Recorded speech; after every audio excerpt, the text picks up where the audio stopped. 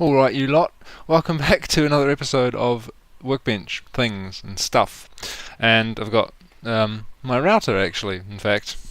This is a TP-Link, what was it, TL-WR1043ND. It's a version 2.1, and I run Gargoyle on it, which is a modified version of, I think, OpenWRT or one of those things. Pretty good actually, and it's been pretty much rock solid and perfect for the past couple of years, but recently in the last month it's started randomly rebooting, and that's usually a classic sign that the capacitors are on the way out, or there's something else wrong with it. I have also been recently mucking around with the firmware and installed a couple of things, and may have caused some issues with it myself, just doing something silly, so it could be that there's nothing wrong with the hardware whatsoever. But, you know, given the age, given the fact this is only consumer grade hardware and, you know, they're not going to last a huge amount of time, I'm kind of suspecting that maybe, you know, it's a capacitor issue, and really wouldn't be surprising for something like this. So this is basically just going to be a quick video of opening this up, having a look inside and seeing if there's anything obviously wrong. So I'm going to start by taking the antenna off, and there are 4 screws on the bottom, and there might be another one hidden under this label. So I'm going to take those 4 out first and see if the top comes off. So yeah, I'm not sure if I'll have to unscrew the connectors for the antennae, but it's probably likely just these screws here. Now, I've never opened this before. I've never opened one of these before, so I have no idea how it goes together. But if I take, let's see what we got.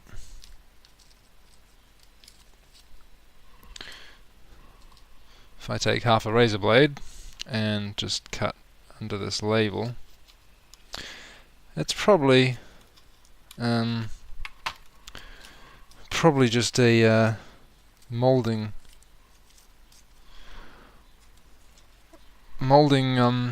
thing where the plastic was molded. What am I looking for? Well, use that. Let's have a look under there.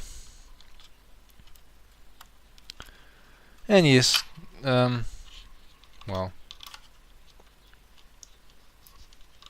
sure you can see that, but nothing particularly interesting under that. I'll just put some sort of blur filter over my MAC address there later on, but you can see there's nothing under that sticker, it's just the thing. But stickers are a place where they often hide screws, so it's a good idea to check under all that sort of stuff. You can generally feel around, and you can feel dimples and screw heads and things through the paper if you push hard on it. But it's a good idea to check for that and make sure you've undone all the screws before you start trying to lift the top off and end up snapping it in half because there's still a screw connecting it to the bottom. But seeing as it appears there isn't, I shall proceed with the next phase, which is to jam a screwdriver in the sides and try and lever the top off. So it looks to me, just going by what I'm looking at, I can see a kind of a thing just above the WAN port there. It looks like it could be a clip, so I'm going to start with that. And it doesn't look like anything particularly important. So, yeah.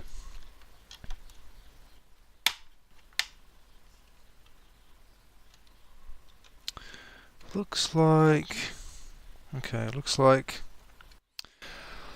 there's a clip under this, so there's probably another one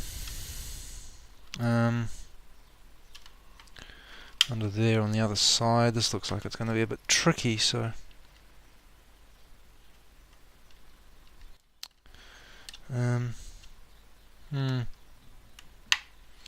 as these things are. Oh yeah, this will probably be in the middle. Now, screwdriver isn't the best thing to use. Obviously, it leaves marks in the plastic, but seeing as this is my own router, I don't really care too much. Okay, so one clip there. Just got to push the plastic in there. What else? There's probably be at least 2 or 3 on the front there, I would guess. It's usually how these things go. Okay, you can just pull that. And what else? Now, of course,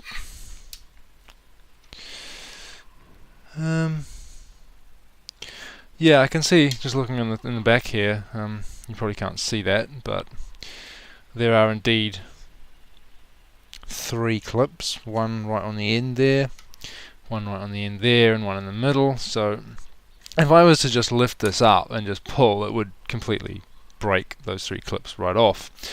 So you need to really get something underneath and lever them off. A lot less violently. So I'm just pushing the screwdriver in here and just sort of squeezing out, and that should get it. Yeah, it's a trick to it, you know, with these things. But if you do enough of them,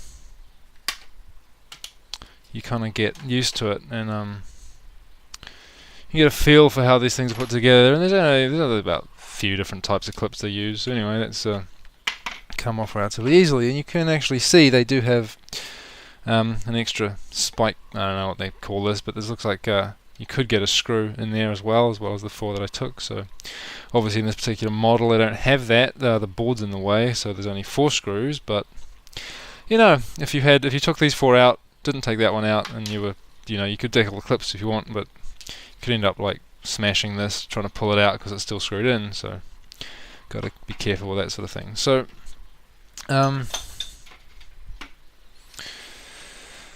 what we've got here is a fairly standard thing, fairly minimalist, at least going from the top side.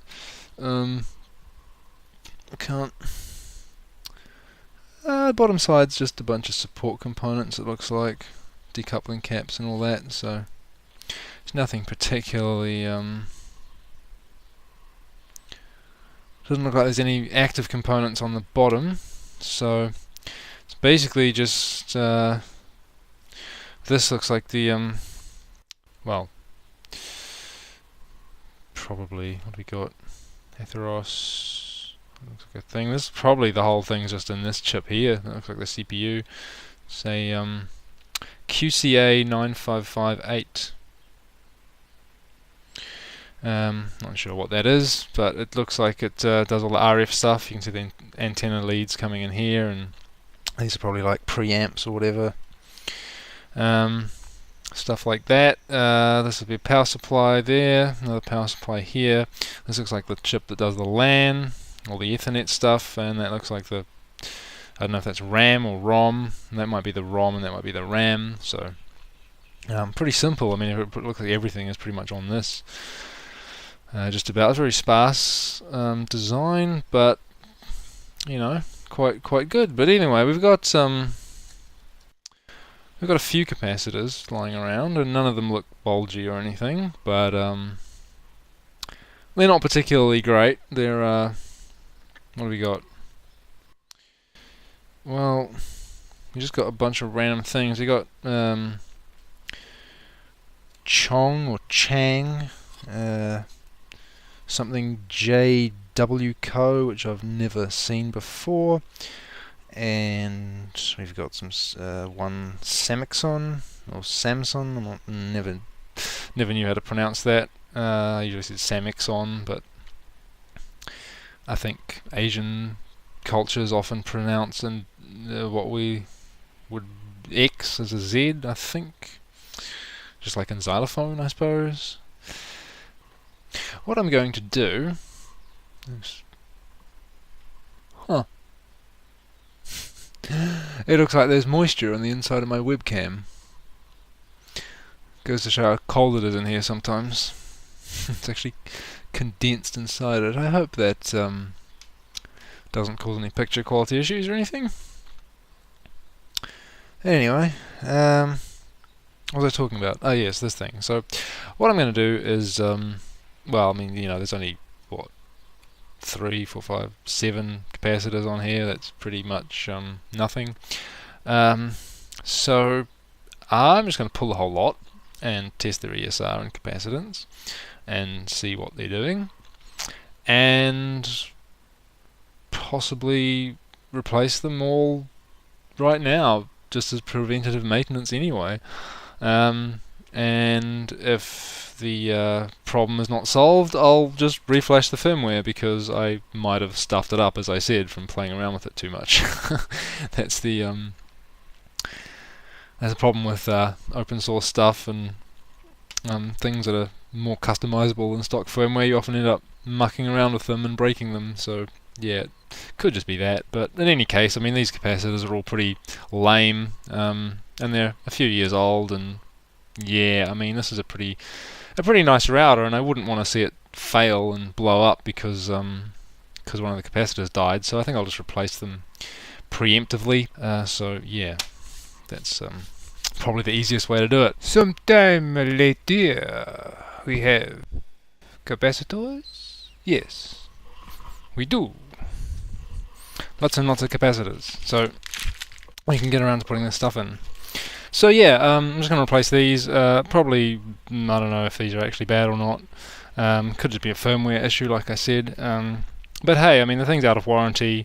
The capacitors in there aren't that great, so I'm just going to put some brand new Rubicons, the whole thing Rubicon in there, and those are one of the probably the top brand, I guess, you can put. So put those in there and it should last. I should just be able to leave it alone for the next 10 years or something, so shouldn't be a problem.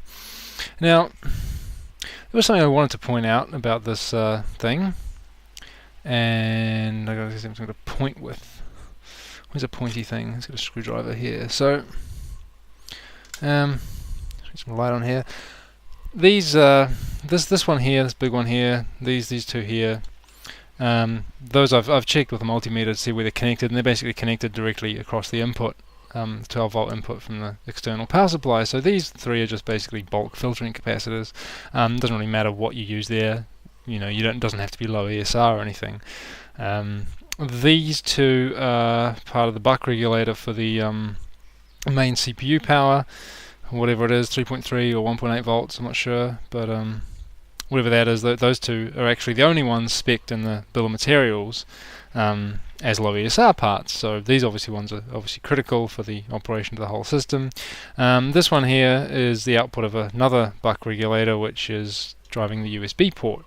So that's for flash drives, printers, whatever. Again, this is probably not as critical as these two, but it still should be low ESR for long life and good performance. And then this one's just like another filtering cap, I think, which is on the other side of a current limiting IC, which is obviously designed to prevent short circuit problems in case you got a bad flash drive or something. So that'll just limit the current, and there should be no damage.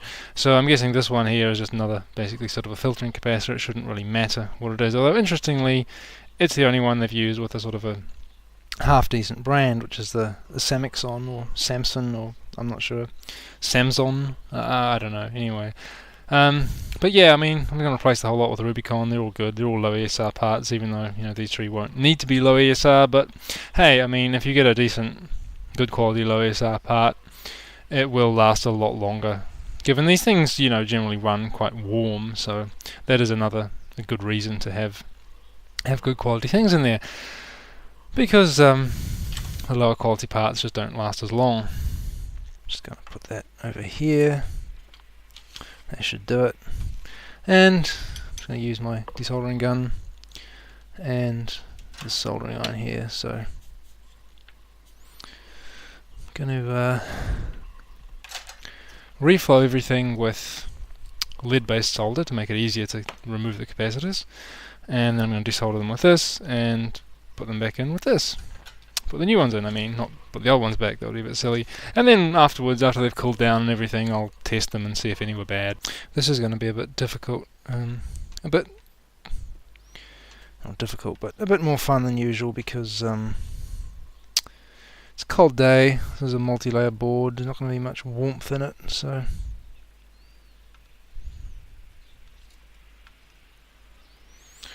I'm going to have to use quite a bit of heat, I think.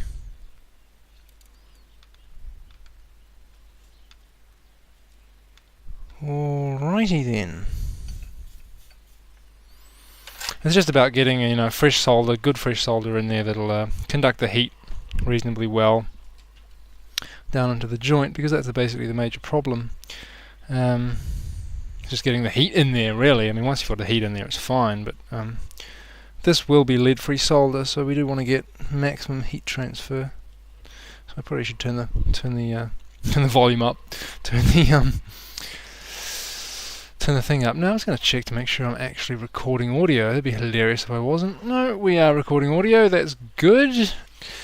Okay. Now, so I just basically hold my finger on one side of the capacitor, put the desoldering on, wiggle it round, and you can feel when everything starts to get loose.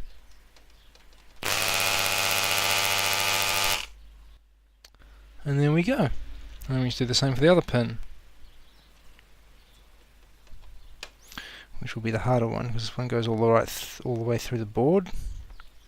I might have to do some preheating on this thing.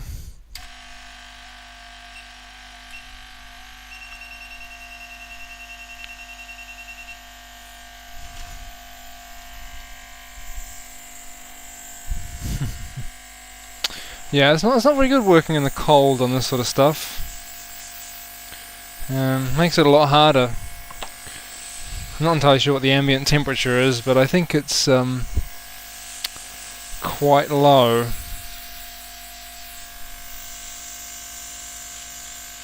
It's much easier in the summer to do this kind of stuff. I should really get some kind of heating thing, but hey.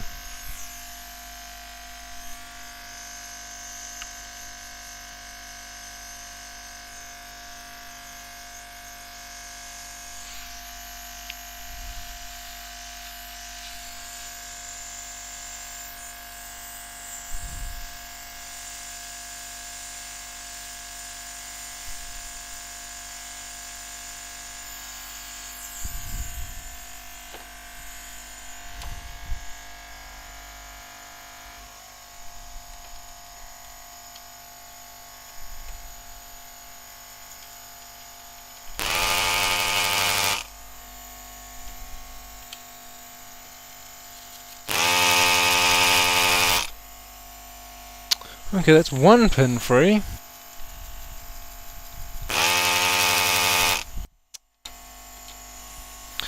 See, the problem is the pin is quite short, and the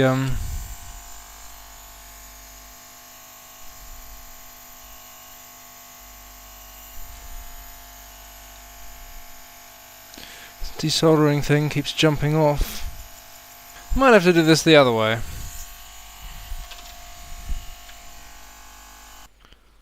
Manually melt everything and just pull the capacitor out.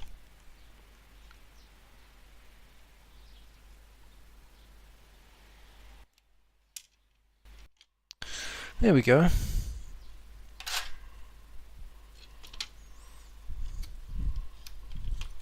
So that's one way of doing it. Right, yeah, so this thing is pretty cold. Looks like I need to get quite aggressive with the heat. So I've got my hot air turned up to 415 degrees C, and I'm just like seriously making sure I preheat the board a lot, because it really is really cold. Just give it a good amount of heat. And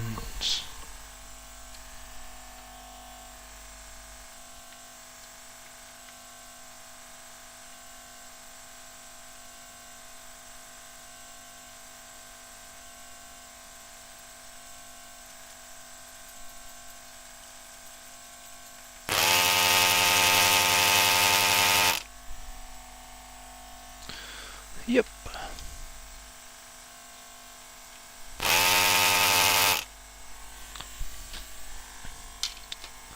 And that's actually come out first time now, so yeah, just give it a few seconds preheating. What do we got? It's this lot.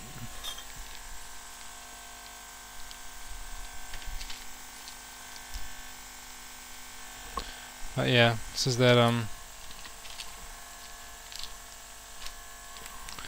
lead-free stuff. Makes things a lot harder to do. Just gonna get the replacements already there.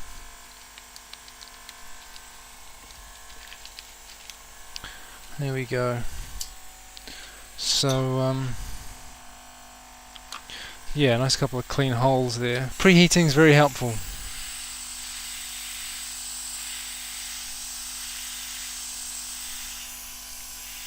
This is why in the assembly line everything's all very well controlled for ambient temperature and everything like that, so the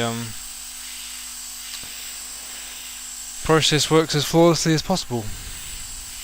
When you're sitting in a freezing room in the middle of winter, you have to blast the thing with hot air for quite a bit before you can get it up to workability. So yeah, just be aware of that. And of course these hot air things can be got quite cheaply, you know, less than $100 US on eBay, so. And they're very good for, you know, doing other surface mount parts and stuff, so. And heat shrink and, you know, other things. Softening glue. I don't know, all sorts of stuff really. They're really useful. If you can get one, then I strongly advise it.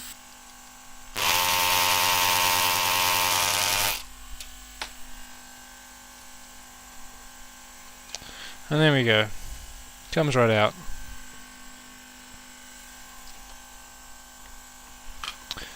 It's all about that preheating.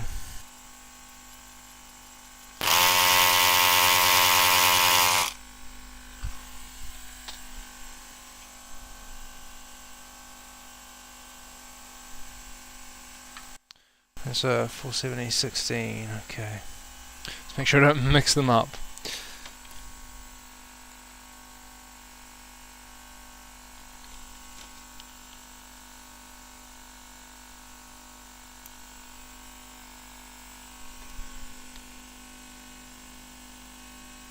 Oh, whoops, that oil isn't cleared properly. That's alright.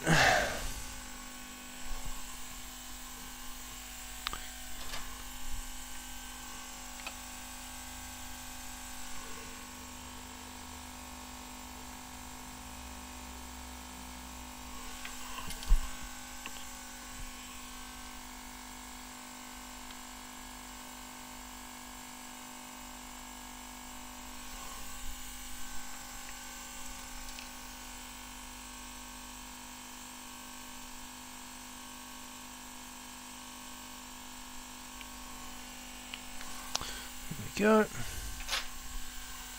And that I should probably clean up a bit, because that doesn't look very nice.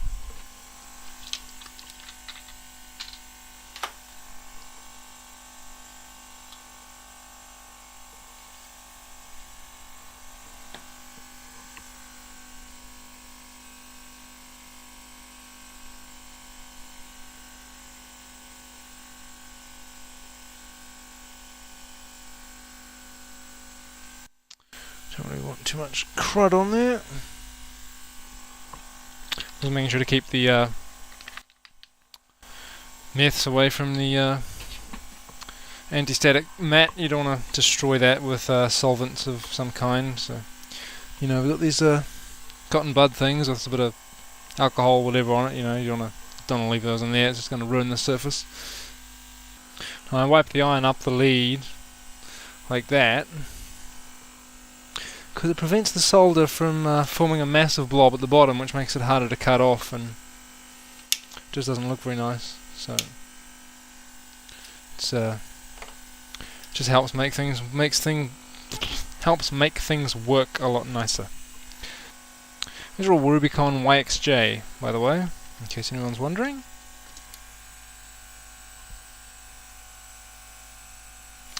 Again, it looks like this hole isn't cleared properly on this side. That's a bit annoying.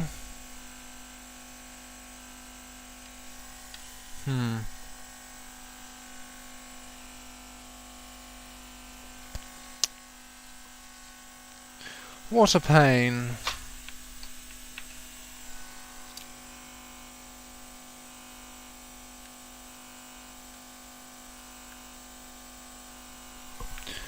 But hey,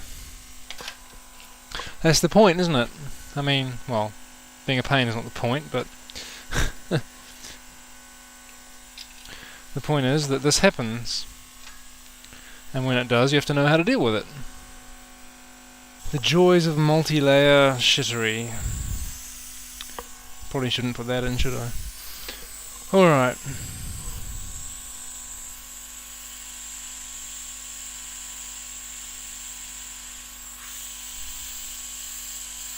Yeah, it's a pain. It really is a pain. Single layer boards are so much nicer.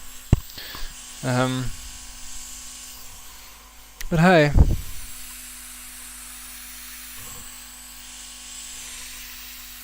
it is what it is. You can't get away from lead-free solder. You can't get away from multi-layer boards these days. So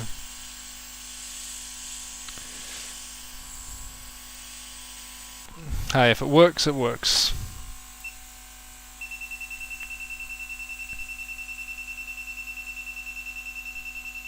Other thing worth noting is to turn the temperature down on your hot air station before you turn it off.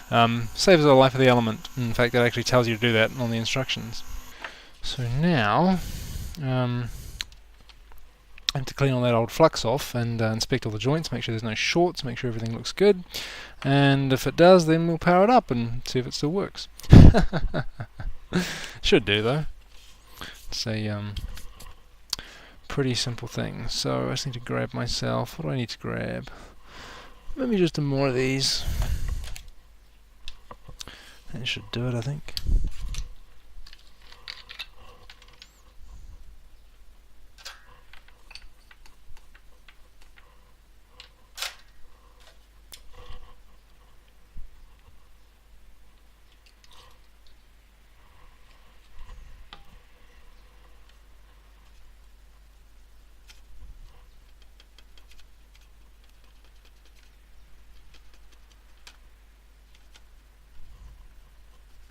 I mean, I don't really need to clean this off, but it just looks nicer.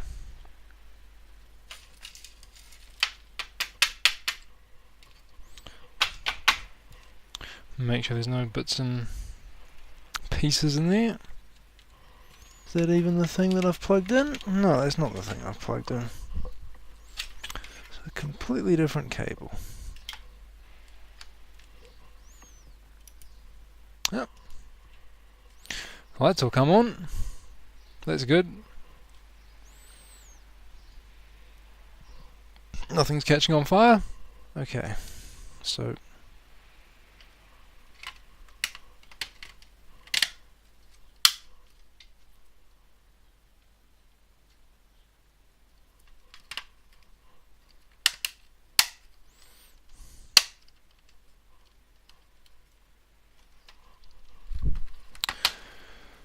right.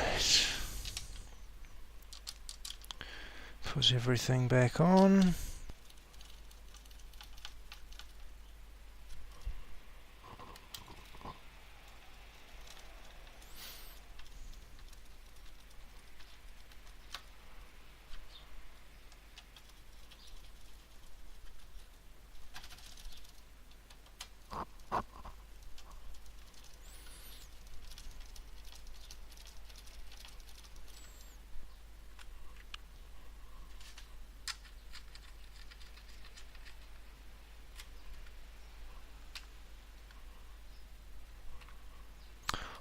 Go and set the damn thing up then.